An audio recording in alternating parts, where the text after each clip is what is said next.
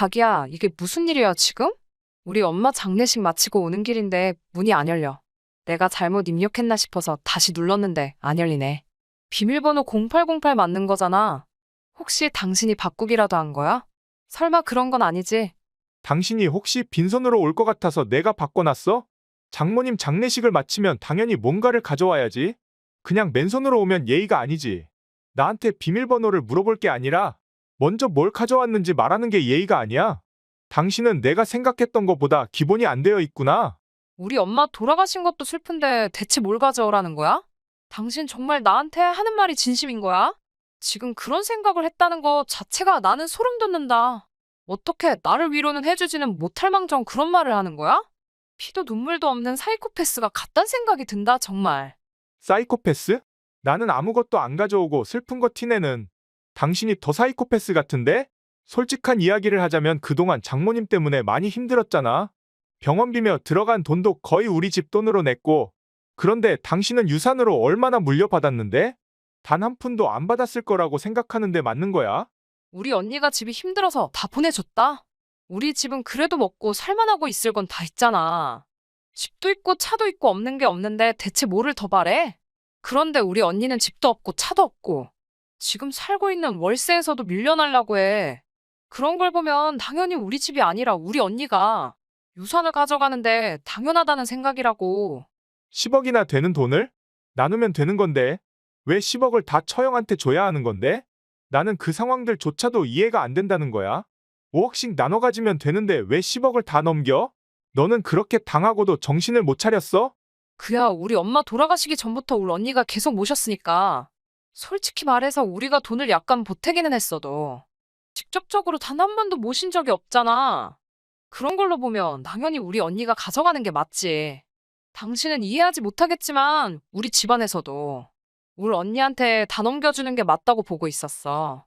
나도 처음에는 납득하기 어려웠는데 그동안 우리 언니가 힘들어하고 고생한 모습 보니까 당연히 넘겨줘야겠다고 생각했다는 거야. 당신이 우리 언니 엄마 케어하는 모습 봤어? 못 봤으면 그런 말을 하지 말아라. 그거랑 10억이랑 대체 무슨 상관이라는 거야?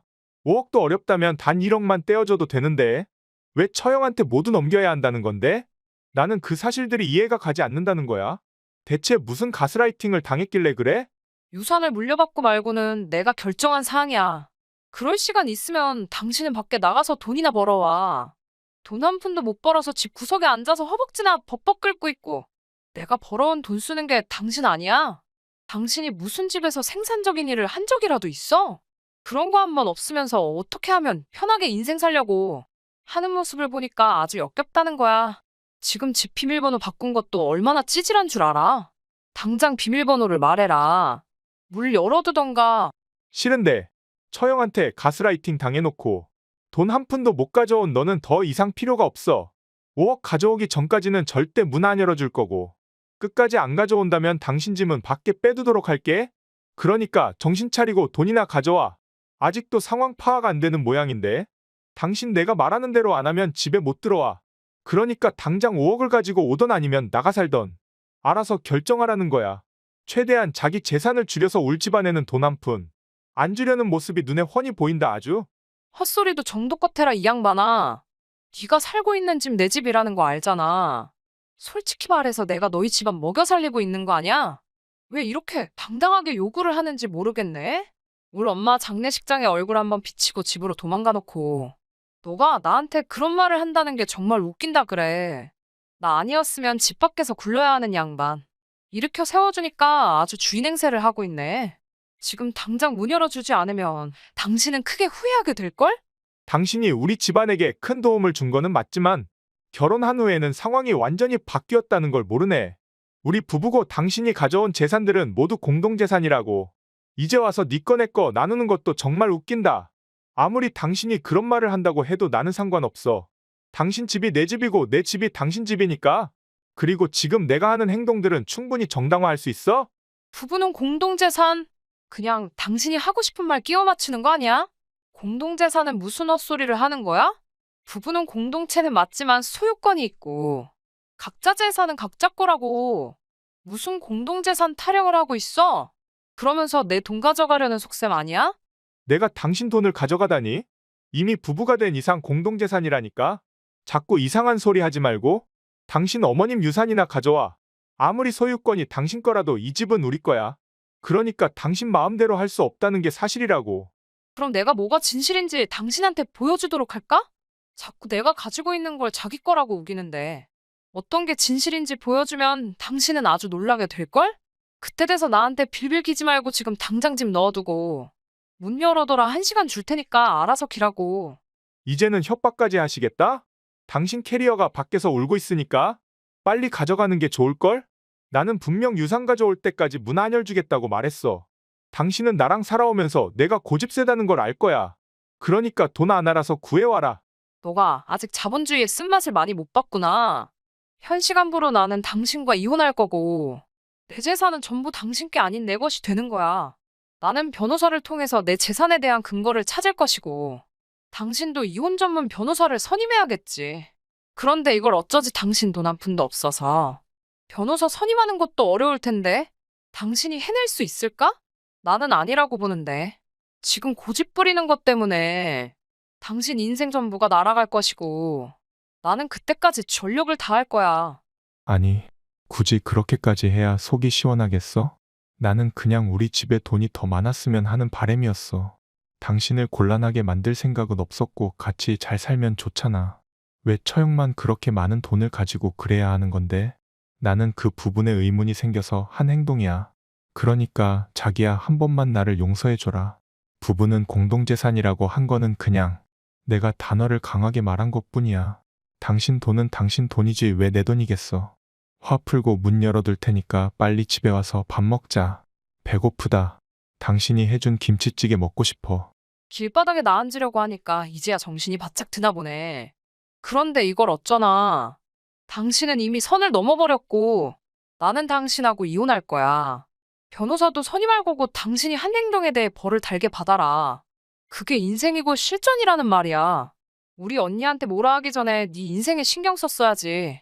이혼하기 전까지는 그 집에서 잘 살고 나중에 방 빼주도록 해. 그건 특별히 내가 봐줄 테니까. 남편은 무슨 자신감에서인지 저에게 말도 안 되는 요구를 해왔고 저희 집안 재산을 요구하고 있었습니다. 저희 언니가 유산을 가져가는 것에 대해 저는 불만은 없었는데 남편은 많은 불만이 있었더라고요.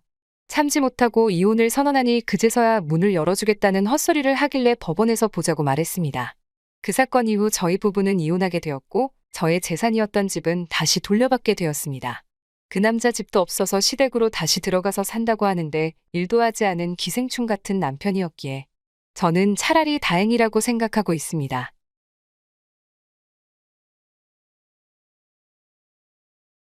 너가 우리 아들하고 이혼한다는 소식은 들었다. 얼마나 잘났으면 너가 우리 아들을 그렇게 버려? 나는 단 한 번도 우리 아들이 잘못했다고 생각한 적 없어. 너의 성격이 고약해도 너무 고약하다는 사실이야. 우리 아들이 그거를 못 이겨서 너하고 이혼하는 거고. 너는 성격 좀 죽이고 살아라 그래. 서로 둘이 성격 차이로 헤어지는 마당에 어머님은 하시는 말씀이 정말 웃기지도 않네요. 서로 안 맞아서 헤어지는데 왜 제 잘못인 것처럼 말해요? 저는 단 한 번도 제가 잘못했다고 생각한 적 없어요. 우리 아들 이야기를 들어보니까 너가 문제가 많더만. 그렇게 잘못이 없다고 우기면 되는 거야. 이혼을 하는 데는 분명 우리 아들 잘못도 있지만 너 잘못이 크다는 것을 알아두거라. 여자가 그렇게 목소리가 크면 어딜 가서 생활 못해. 아직 이혼을 하지는 않았지만 너가 이번 기회를 통해서 한 단계 더 성장하는 계기가 되었으면 하는 마음이야. 그래야 다음에 비슷한 실수를 안 하겠지. 제가 알아서 할 테니까 어머님은 신경 쓰지 마세요. 이제 이혼을 하는 마당에 그런 이야기를 저한테 왜 해요? 저는 어머님이 저한테 말씀하시는 거 보면 정말 기가 차요. 결혼 생활할 때 저희 집에 있는 물건들 허락도 없이 가져가고 제가 뭐라고 하면 어머님은 정말 뻔뻔해 하셨죠. 사실 제가 이혼하는 데는 남편 때문도 있는데 어머님 때문에도 어느 정도 있다는 걸 알아두세요. 내가 대체 너한테 무슨 잘못을 했다고 그런 말을 하는 거야? 며느리 집에 있는 물건 시어머니가 가져갈 수도 있는 거지. 그것도 하나 가져갔다고 서운하다는 말을 하는 거야 지금? 솔직히 나도 너가 그런 물건 하나 안 준다는 게 서운하다. 별것도 아닌 물건 얼마 하지도 않는 것 내가 가져간다고? 무슨 문제라도 생긴다는 거야? 너도 참 말하는 거 하고는? 왜 사람들이 너를 싫어하는지 알 수 있을 것 같다. 저를 누가 싫어하는데요? 깐깐한 게 아니라 당연한 처우를 말하는 건데. 대체 어머님은 저한테 뭐가 불만이라고 그런 말씀을 하시는 건데요? 훔쳐간 건 어머님인데 제가 왜 욕을 먹어야 하냐고요. 가족끼리 그 정도는 줄 수도 있고 하는 건데 너가 너무 예민하게 군다 이 말이지 나는. 우리 그래도 1년 이상 같이 연락하고 함께한 가족이잖아. 그런데 그렇게 서운하게 말하는 것 자체가 나는 이해가 안 돼. 됐고 이제 마지막인 마당에 나는 너한테 할 말이 많지만 여러 가지는 안 하고 딱 하나만 이야기하도록 하마. 내가 조금 있으면 환갑잔치 하는데 그때가 너희 이혼 전이야. 그때까지는 너희가 법적으로는 아직 부부라는 말이야. 그러니까 며느리인 너한테 내가 부탁을 할 수 있잖아. 내 잔치인데 너가 부탁을 들어줘야 할 의무도 있는 거고. 나는 너를 믿고 있다 며느라. 헤어지는 마당에 무슨 부탁을 하려는 건데요? 그리고 이혼 앞두고 누가 환갑잔치에 가기나 한대요? 어머님은 좋게 끝내는 것도 아니고 안 좋게 끝내는데 제 얼굴 보면서 과연 이야기나 할 수 있을까요? 마지막이니까 오히려 너한테 편하게 다가가는 거야. 그리고 너가 착각하고 있는 모양인데 환갑 때는 너는 내 며느리야. 너는 군인들이 전역하는 날까지 아무리 민간인 행세를 해도 법적으로는 군인이고 위법할 경우 군법에 맞는 거야. 너도 그날은 나의 며느리니까 내가 하는 말을 들어야 한다는 거야. 마지막으로 내가 하고 싶은 환갑잔치 때 너가 나한테 축의금 5천만 원 넣도록 하거라. 어차피 너네 집안 돈도 많고 잘 사는데 그 정도는 괜찮잖아? 만약에 현금이 부족하면 너가 살던 집을 넘겨주도록 하고.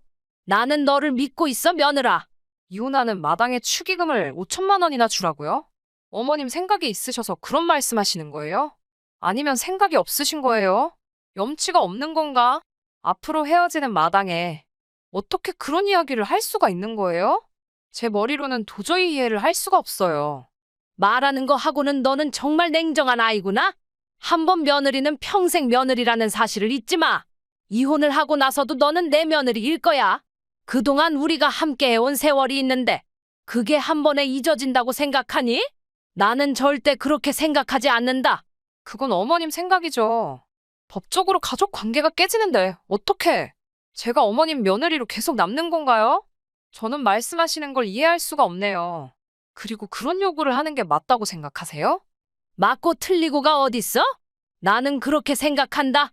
가족끼리는 적어도 네 거 내 거 없고 그 상황에서 최선을 다해야 한다고 말이야. 너가 비록 이혼을 하고 헤어지지만 우리 가족이었잖아. 그러니까 마지막이라고 생각하고 그 정도 넘겨주는 건 어떻게 보면 당연한 결과라고. 그런데 너는 왜 이렇게 이익을 따지고 그러니?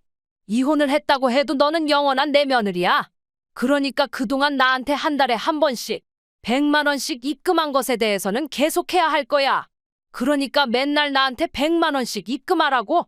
한 번 며느리는 평생 며느리니까 그 정도는 하지? 어머님이 생각해도 정말 웃기지 않아요? 지금 하시는 말씀이 맞다고 생각하는 건가요?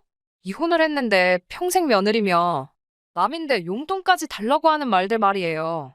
저는 도저히 어머님이 왜 이런 말씀을 하시는지 이해가 되질 않아요.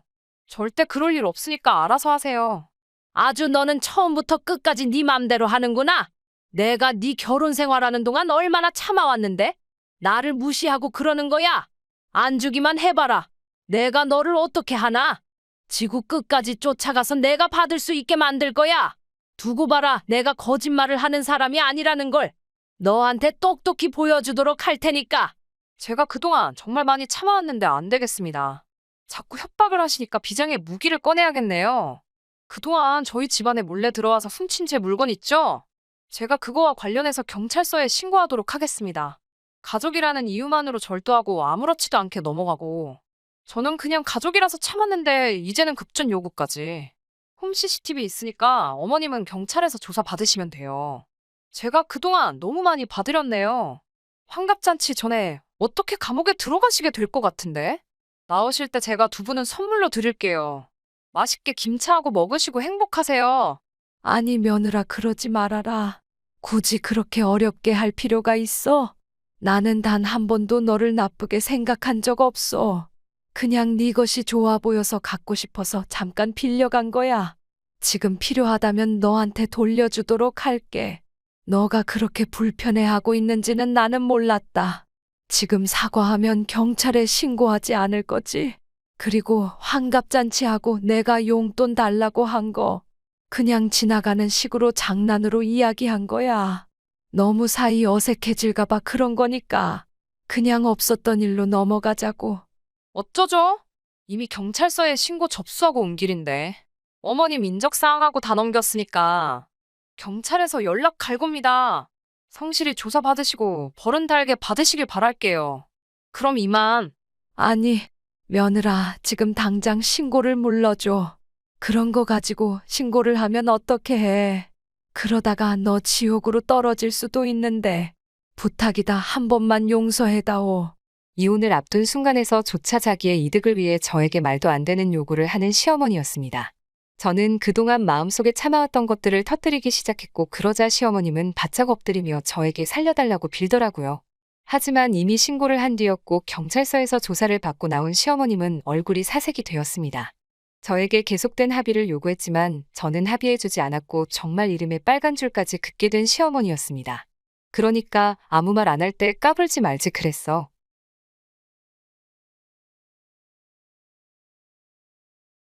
저는 평소에 형님을 굉장히 좋게 생각하고 있어요. 그 이유 중 하나가 어르신들을 굉장히 잘 챙긴다는 거예요. 제가 형님이었다면 그 정도까지 챙길 수 있었을 수 없을 거예요. 그만큼 가족을 사랑하는 마음이 대단하시다는 거예요. 저는 일이 워낙 바빠서 누군가를 신경 쓸 상황이 아니거든요. 봄이 되면서 바빠지는 시즌이라서 더욱 그런 것 같아요. 올케가 그런 거라면 나는 인정하지. 자기 일하기도 바쁜데 어떻게 어머님을 신경 쓰고 그러겠어. 나는 그런 마음만 해주는 것도 고맙다고 생각하고 있어. 우리가 가족이니까 힘든 일 있으면 서로 나눠서 하는 거고. 시간 나는 사람이 도와주고 하는 거라고 생각해 나는. 올케는 지금 하고 있는 사업도 있으니까 신경 못 쓰는 거지. 만약 올케가 나처럼 하고 있는 일이 없었고 전업주부로 집에서 집안일만 했다면 충분히 시어머님을 케어할 수 있었을 거라고 생각해. 나도 벌써 어머님 도와드린 지 5년이라는 시간이 지났어. 그런데 한 가지 회의적인 게 어머님이 몸이 더 안 좋아지셔. 내가 하고 있는 것들이 맞는 건가 의문이 들기도 하고 말이야. 저희 집에서 어머님 봐주실 사람은 형님밖에 없어요. 다른 분들은 다 일하고 있어서 바쁘고 그래서요. 그래도 제가 자주는 아니더라도 가끔 용돈 드리고 그러잖아요. 그거라도 받고 힘내고 하세요. 소고기도 사서 드시고 말이에요. 안 그러면 맨날 힘든 병간호 생활을 어떻게 버티고 그러시겠어요. 이야기를 들어보니까 어머님 몸 상태가 점점 안 좋아진다고 하시는데 이젠 돌아가시는 것도 생각하고 고려해서 준비해야 돼요. 돌아가시면 어떻게 해드릴지에 대한 현실적인 고민이요. 비용도 들 거고 그 비용을 어떻게 충당할지에 대해 생각해요. 나는 유산 물려주는 거나 어디로 모실지에 대한 현실적인 고민은 나중으로 미뤘으면 하는데 아직 살아계신데 그런 생각을 하는 것 자체를 아직은 이르다고 생각하고 있어. 시어머님 모시면서 시아버님하고 이야기를 하는데 어머님 돌아가시고 난 후에 대한 명확한 기준을 가지고 계시더라고. 굳이 우리가 생각하지 않아도 계획이 있다고. 옳게 우리는 지금 하고 있는 일들을 열심히 하면 되는 거고 나중 상황에 대해서는 시아버님이 알아서 하실 거야. 나는 그렇게 믿고 있고 나중 일은 생각하고 싶지도 않아. 얼마나 슬프겠어. 그러니까 우리 지금에 최선을 다하자. 형님이 무슨 말씀하시는지는 알겠는데 너무 미래를 생각 안 하고 행동하는 게 아닌지 좀 그렇네요. 개인적으로는 말이에요.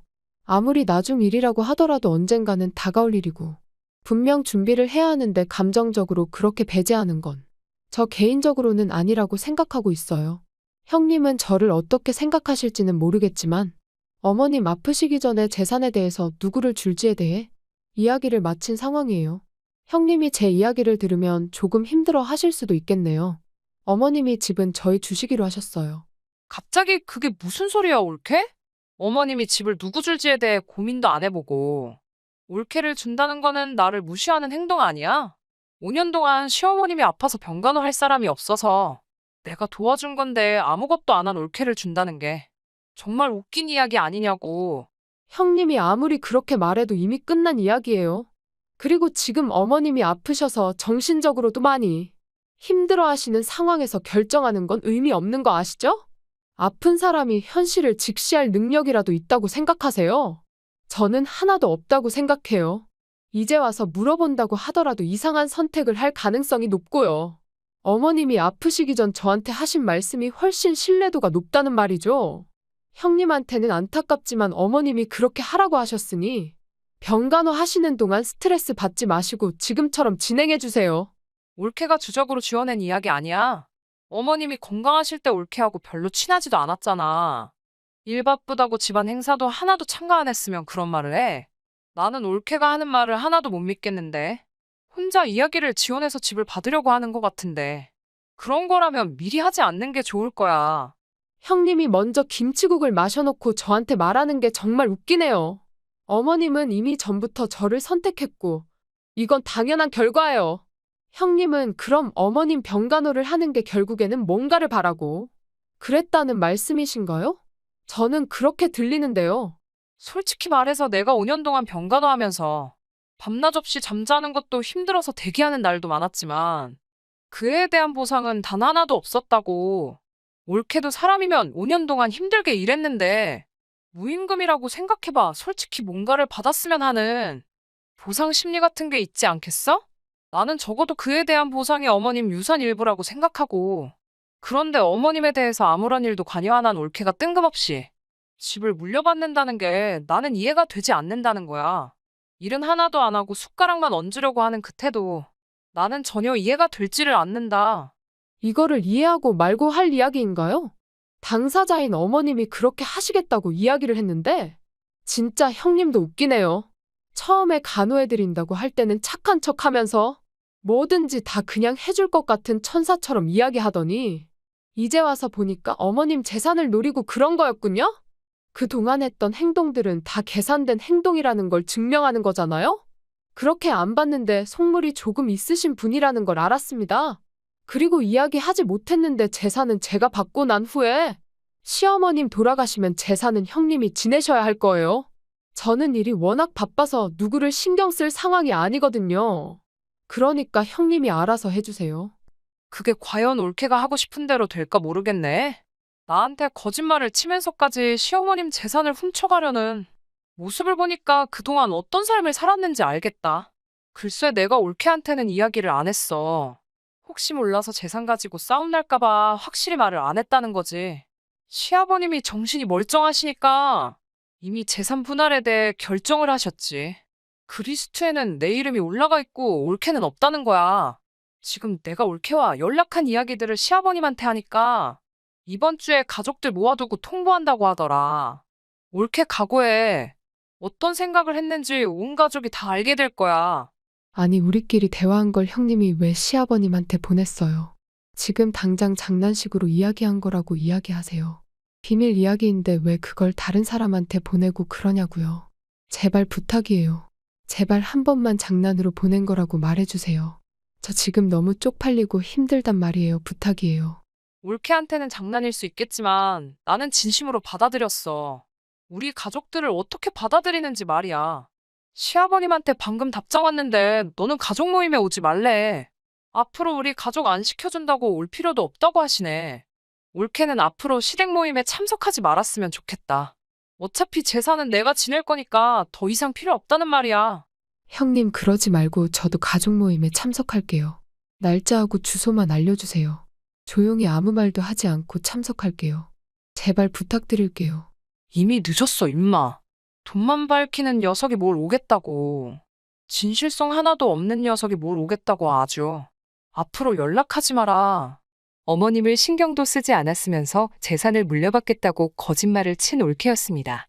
그 사실을 시아버님에게 말하니 올케만 빼놓고 재산 분할을 진행하겠다는 이야기를 하였고 올케는 오열하기 시작했습니다. 이 사건이 있고 난 후 정말 시댁과 관련된 모든 행사에서 빠지게 되었고 저에게 장소만 알려달라고 부탁하는 올케입니다. 있을 때 잘하지 이미 늦었어. 늘 시전하고 저는 차단하였습니다.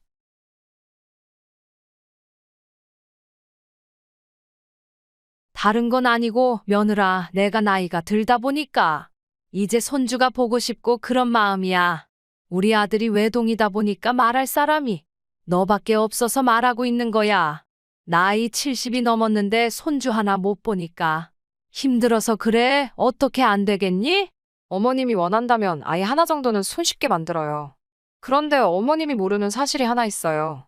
남편이 불임은 아닌데 정자가 문제가 많아요. 활동성이 너무 떨어져서 제가 임신이 안 된다고 하더라고요.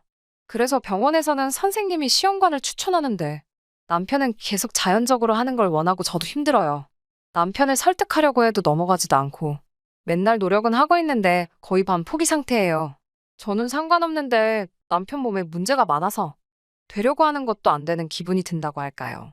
아무튼 지금 상황이 그러니 어머님이 알고 계셔야 해요. 제가 노력해도 되는 상황이 아니라는 걸 말이에요. 우리 아들이 지금 몸 상태가 많이 안 좋구나. 나는 그래도 손주가 너무 보고 싶은 마음뿐이야. 그래서 나한테 한 가지 제안을 하고 싶단다, 며느라. 우리 아들이 성격이 모질고 그래도 착한 아이야. 너가 조금만 잘 구슬려서 하면 언젠가는 임신이 되겠지. 너가 나한테 손주를 보여주면 자그마한 선물을 주려고 해. 엄청나게 큰 거는 아니고 내가 사는 집을 너희한테 줄게. 어차피 내가 언제까지 살지도 모르는 상황이고 오래 산다는 가정도 없어서 참 힘들다고 해야 하나? 그러니까 너희한테 넘겨도 큰 문제는 없을 것 같다. 어머님, 그게 사실이에요? 정말 어머님 집을 주신다는 말씀이세요? 그게 지금 시세로 따지면 5억 정도 할 텐데. 그걸 넘겨주면 당연히 아이 낳아드리죠. 아이 낳는 거 그게 뭐 어렵다고 그러겠어요. 그러니까 어머님 손주만 낳아드리면 되는 거잖아요. 그런 거라면 걱정 마시고 저한테 맡겨주세요. 제가 어머님한테 올해는 어렵고 다음 연도대로 꼭 보여드릴게요. 그러니까 지금 하신 약속 꼭 지켜주세요. 그래, 나는 태어나서 거짓말이라는 걸 해본 적이 없어. 그리고 내가 이 집이나 돈 가지고 있으면 뭐 하겠어? 어차피 나보다 더 젊은 너희들이 쓰는 게 당연한 거지. 집도 넘겨주면서 내가 가지고 있는 재산도 일부 넘겨주마. 그러니까 너는 걱정하지 말고 나한테 손주를 보여주면 되는 거야. 그거면 나는 충분하다고. 집에 돈까지 주신다고 하는데 어머님이 원하는 거라면 무조건 보여드리도록 제가 노력하고 나서야죠. 올해 내로 무조건 임신에 성공해서 아이 낳도록 할게요. 저희 남편이랑 노력해서 어머님한테 좋은 모습 보여드릴게요. 그러니까 지금 한 말 거짓이라고 하지 마시고 꼭 지키세요. 제가 하신 말씀 다 녹음해뒀으니까 지키란 말이에요. 그래, 꼭 지키고 말고. 나는 돈 욕심 없어. 앞으로 살아봤자 얼마나 살겠다고 돈을 욕심내. 그러니까 거짓말 할 일도 전혀 없다는 거야, 며느라. 나는 너를 믿고 있으니까 알아서 행동하도록 하라고. 살아온 날보다 살아갈 날들이 얼마 남지 않은 저는 손주가 너무 보고 싶은 마음에 며느리에게 폭탄 발언을 하였습니다. 손주만 보여주면 제가 가지고 있는 재산들을 넘겨주겠다고 하니 며느리는 광기 어린 모습으로 저에게 달려들기 시작했습니다. 처음에는 그냥 이 아이가 진심이라는 정도만 알고 있었지만 어느 날 덥석 임신을 해버리더니 아이까지 출산하기에 이르렀습니다. 정말 모든 일은 속전속결로 일어났고 2년이라는 시간 안에 해결되는 듯 보였습니다. 하지만 저는 예상치 못한 속내를 알아버렸고 분노했지만 뻔뻔한 며느리는 저에게 계속해서 말도 안 되는 요구를 하기 시작했습니다. 어머님, 저 얼마 전에 출산했는데 왜 손주 보러 안 오시고 그러세요? 제가 얼마나 섭섭했는지 아세요? 남편도 저한테 제가 출산했는데 안 오고. 그래서 얼마나 섭섭했는지 모르겠어요. 어머님이 그렇게 원하던 손주를 낳아드렸는데 안 오시는 건 정말 선 넘어버린 거 아닌가요? 설마 약속 지키기 싫으셔서 그런 거예요? 어머님 분명 태어나서 한 번도 거짓말 한 적 없다고 하셨으니까 약속 지키도록 하세요. 며느라, 너는 나하고 우리 아들이 출산하는 곳까지 왜 안 간 것에 대해서 이유를 정말 모르고 한 말이니? 우리 아들 이야기 들어보니까 병원에 가서 계속 검사 받았는데 아직까지 활동성이 죽은 것만 나온다는데 임신이 될 수 없는 상태라고 의사 선생님이 그래. 우리 아들이 절대 씨를 줄 수가 없는데 정말 너는 아이러니하게도 임신을 했다는 사실이야. 단순히 그 문제만 있는 게 아니라는 사실이야. 대체 뭐를 원하는지는 모르겠는데 그 애는 우리 애가 아니야. 너가 밖에서 대체 무슨 일을 꾸미고 다녔는지 모르겠다. 어머님 분명 손자만 보게 해주시면 집이며 돈이며 준다고 하셨던 거 기억 안 나세요? 저는 계속해서 노력해봤지만 남편은 불임이었고 제가 선택할 수 있는 방법은 단 하나였어요. 그 결과 저는 새로운 아이를 임신할 수 있었고 지금 어머님한테 당당히 말할 수 있어요. 손주 보여드렸으니까 빨리 집 넘겨주세요. 이거 하나만 보고 제 몸 아파서 아이를 낳았는데 그렇게 안 해주시면 손주도 안 보여드리고 그럴 겁니다. 며느라, 너는 손주라는 단어를 모르는 거니? 아니면 무식하다고 자랑을 하는 거니? 손주는 말 그대로 우리 집안의 피를 이어받은 아이를 말하는데 네가 낳은 아이가 과연 우리 집안에 피가 있을까?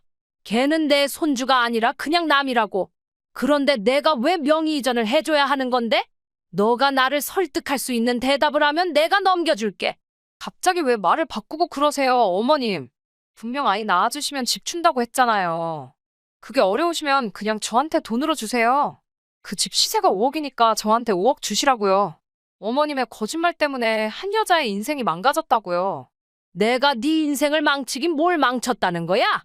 너 혼자서 자멸해버린 거지 내가 너한테 바람 펴서 아이 낳으라고 요구를 했니? 그냥 손주 보고 싶다고 아이 낳아달라고 한 것뿐인데 너는 남의 아이를 낳았잖아. 내가 요구한 것도 아닌데 무슨 헛소리를 하고 있어. 그리고 우리 아들이 준비가 안 되어 있으면 시험관을 통해서 임신을 하면 되지. 무슨 남 씨앗을 받아서 아이를 키우고 있어? 너가 지금 한 행동이 잘했다는 거야. 그럼 어머님이 처음부터 말했어야지. 이제 와서 그런 이야기를 하는 게 말이 돼요? 처음부터 그런 말을 했다면 저도 그렇게 행동 안 했죠. 이건 어머님 책임이니까 무조건 저한테 집도 주고 돈도 줘야 해요. 설마 이제 와서 말을 바꾸거나 그러지는 않겠죠. 어머님은 거짓말을 하는 사람이 아니고 온전한 사람이니까 그럴 일은 없을 거예요. 부탁이에요. 제발 아니라고 해줘요. 헛소리 하지 말거라 며느라. 내가 분명 손자라고 했고 손자는 우리 혈통이어야 해. 남의 아이 낳아놓고 뻔뻔하게 집 달라 돈 달라 하는 것도 웃기구나 그래. 너한테 줄 수 있는 거 딱 하나 있겠다. 이혼 서류 넘길 테니까 거기에 사인해서 나한테 보내거라. 너는 남은 평생을 남의 아이를 키우면서 살아야 할 거야. 원한다면 그 씨앗 받은 남자랑 결혼하면 되겠네. 아니, 어머님이 책임져야지 무슨 이혼이에요. 제발 그러지 말고 저를 받아주세요. 돈하고 집은 안 받을 테니까 부탁이에요. 지금 하고 있는 말이 거짓말이라고 해주세요. 어머님, 저 혼자서는 절대 못 살아요. 아이도 못 키우고요, 제발. 그 이야기는 법원에서 하고 남의 아이를 임신한 너가 재산분할이 될까? 오히려 정신적 손해배상을 해야 할 거다. 머리 나쁜 녀석 하하. 남의 아이를 임신해서 아이까지 낳아놓고 저한테 돈을 달라고 하던 며느리를 참교육해버렸습니다. 뒤늦게 저에게 사과를 하는 며느리.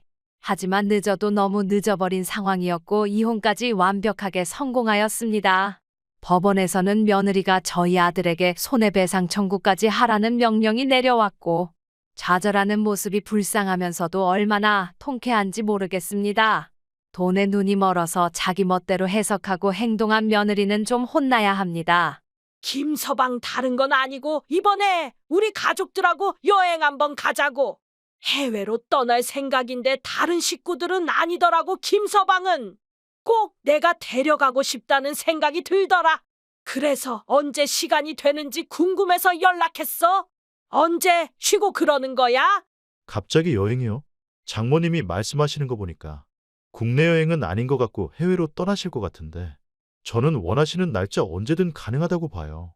장모님이 날짜 조율해서 저한테 말씀해 주시면 제가 잘 맞춰서 진행해 볼게요. 그래. 이번에 유럽 쪽으로 해서 여행을 생각하고 있거든. 우리 김서방이 영어 하나는 끝내주게 잘하니까 모든 일을 쉽게 해결할 수 있을 거라고 생각해. 경비나 먹고 쓰는 돈에 있어서는 걱정하지 마. 우리가 최고급으로 대우해 줄 테니까 말이야. 김서방은 그냥 따라만 오면 돼. 그게 정말이에요? 장모님 저야 그러면 감사하죠. 정말 돈 한 푼도 내지 않고 가도 된다는 말씀이신 거예요. 해외로 나가는 비행기 값이며 거기서 지내는 비용도 만만치 않을 텐데 이 모든 것들을 대주다니 정말 대단한데요. 에이, 뭘 이 정도 가지고 그래. 한 사람당 500만 원 정도 잡아서 진행할 생각이야. 김서방도 우리 나이 때 돼보면 알 거야. 해보고 싶은 일들은 많은데 정말 체력적으로 부족하다고 느끼는 순간들이 정말 많거든. 돈이 여유가 있으니까 문제는 없다고. 한 사람당 500만 원이요? 그럼 대충 여행 경비만 3천만 원 이상으로 잡고 가신다는 거 아니에요? 제가 생각했던 것보다 많아서 조금은 놀라운데요. 추가적으로 더 데려가실 분은 없나요? 사람이 더 많으면 재밌고 좋잖아요. 에이, 우리 가족의 김서방이면 충분하지. 누구를 또 데려간다고 그러는 거야. 나는 이 정도면 아주 충분하다고 생각한다고. 김서방은 누구 데려가고 싶은 사람 있어서 그러는 거야? 가족 여행인데 울 가족끼리 가면 되는 거지. 그건 아닌데요. 왜 좋은 자리에 많은 사람들이 함께하면 좋으니까 그냥 하는 말이었어요. 이렇게 좋은 자리를 마련해 주는 것만으로도 저는 감사하고 그런걸요. 아무튼 알겠습니다. 그래, 아마 다음 달 정도가 여행 일정이 될 거라고 보는데 여권 잘 갱신해두고 넘어가는데 문제가 없게만 해두면 될 거야. 내가 하는 말이 무슨 말인지 알지, 김서방? 우리 해외로 나가서 맛있는 것도 먹고 하자고. 네, 제가 잘 가이드 해드리도록 할 테니까 걱정하지 마세요. 그렇게 여행을 떠나는 날이 다가오는데 나 당신한테 진지하게 할 말이 있는데 들어봐. 이번에 당신 가족하고 같이 가기로 했던 여행 있잖아. 나는 못 갈 것 같으니까 당신이 장모님한테 직접 이야기 전해. 이유를 물어보면 그냥 회사 일정 때문에 바빠서 그런다고 말하면 될 거야. 더 자세한 건 묻지 말라고 하고. 당장 이번 주 여행인데 갑자기 그러는 이유가 뭐야? 우리 엄마 이번에 처음으로 가는 해외여행이라고. 굉장히 들떠있는 상황이라고. 그리고 당신이 영어도 좀 잘하고 그러니까 가면 도움 될 것 같은데 갑자기 회사 일정이라도 잡히고 그런 거야? 회사 일정이라니? 내가 해외여행 너희 가족하고 간다고 하니까 우리 엄마가 얼마나 섭섭해하는지 모르겠구나. 어차피 너희 식구들은 솔직히 말하면 남이나 다름없잖아. 우리 엄마가 이렇게 섭섭해하는 모습을 보면서까지 내가 굳이 여행을 갈 필요는 없다고 느꼈거든. 그래서 그냥 안 가려고 하는데 왜? 무슨 문제 있어? 당장 출발하는 날이 얼마 남지도 않았는데 갑자기 그러면 비행기 환불도 안 되는 거 몰라? 표만 왕복으로 200만 원이 넘어가는데 이거 다 낭비야, 낭비. 그래도 우리 가족이 당신을 배려해서 경비까지 대주고 그러는데 고작 이유가 그거 하나라는 게 너무하다는 생각 안 들어? 너무하다고? 그러면 나만 데려갈 게 아니라 우리 식구들 다 데려가 주던가. 지난번에 장모님한테도 그렇게 눈치를 주는데 별로 안 내켜 하는 눈치더라. 그래서 내가 더 이야기하고 싶어도 못할 것 같다는 생각에 당신은 그냥 넘겼는데 우리 엄마 반응 보니까 이거는 내가 가서는 안 될 것 같아. 불효를 하는 듯한 느낌이 든다고 해야 하나? 아무튼 상황이 그래. 장모님한테는 그냥 당신이 잘 둘러서 이야기해. 시댁 식구들을 어떻게 다 데려간다는 거야? 당신도 알다시피 우리 여행 경비를 1인당 500만 원이나. 잡고 가고 있다고 시댁하고는 좋은 국내 여행 가면 되는 거고. 당신이 그렇게 안 해도 될 거라는 생각이 든다. 봐봐, 당신 이미 마인드부터가 글러먹었다니까. 너희 가족하고는 해외 가고 울 가족하고는 국내 여행을 가? 그러면 그냥 내 여행비는 나한테 입금해줘. 내가 그걸로 우리 가족 호강시켜줄 테니까 500만 원 입금 부탁할게. 내가 당신한테 500만 원을 왜 줘야 하는 건데? 이거는 당신이 우리랑 여행을 가게 되었을 때 줄 수 있는 선물과도 같은 건데 말이야? 그런데 당신은 오히려 그걸 역이용해서 돈을 달라고? 지금 말이나 되는 상황이라고 생각해. 말이 되긴 왜 안 된다고 생각해? 내가 안 가면 나한테 들어가는 경비는 자연스럽게 줄어들게 되는 거고. 나는 그 돈을 달라고 말하는 건데 무슨 잘못이라도 있는 거야? 하나도 없다고 생각하는데. 솔직히 말해서 어차피 너희 가족은 남이나 다름없는 사람들이잖아. 내 가족 챙기는 게 맞는 거고. 그리고 내가 가서 영어 해주고 그럼 나만 피곤해. 당신 정말 웃긴다. 우리 식구들이 남이라고? 결혼했으면 가족이지 못 남이라는 이야기까지 하는 거야? 처음부터 그런 생각을 가지고 우리 엄마랑 이야기한 거야? 그러면 애초에 계획 세울 때부터 안 가겠다고 말하지. 이제 와서 환불도 못하게 말하는 이유는 뭐냐고. 하도 부탁을 하는 분위기니까 그렇게 말한 거지. 너희 엄마가 어찌나 부탁하던지 내가 다 불편하더라. 그런데 잘 생각해보니까 울 가족도 안 가는데 내가 굳이 가서 사서 고생하는 느낌이 들더라고. 그래서 안 간다고 하는데 무슨 문제라도? 나는 없다고 생각하는데. 아무튼 상황이 그래. 아, 그렇구나. 그러면 당신은 한 가지 알아둬야 하는 게 있어. 그런 이유라면 이번에 여행을 가지 않으면 나랑 이혼해야 할 거야.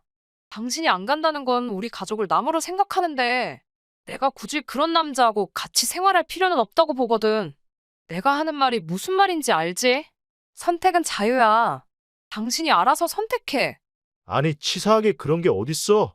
당신이랑 이혼하면 내가 잃는 게 많으니까 이런 말을 하는 거야. 나는 도저히 당신의 정신머리를 이해할 수가 없는데 이렇게 협박해서 당신이 얻는 게 뭐냐고. 뭘 얻어내기는 가족 간의 신뢰를 얻어내는 거지. 앞으로 계속해서 그런 감정들을 토해내봐. 내가 어떻게 당신하는지 똑똑히 보여주도록 할 테니까. 우리 가족들을 그 정도로 밖에 생각하지 않는다는 게 나한테 있어서는 정말 열받기는 하지만 뭐 어떻게 하겠어. 그냥 가면 되잖아. 가서 내가 뭘 하면 되는 건데.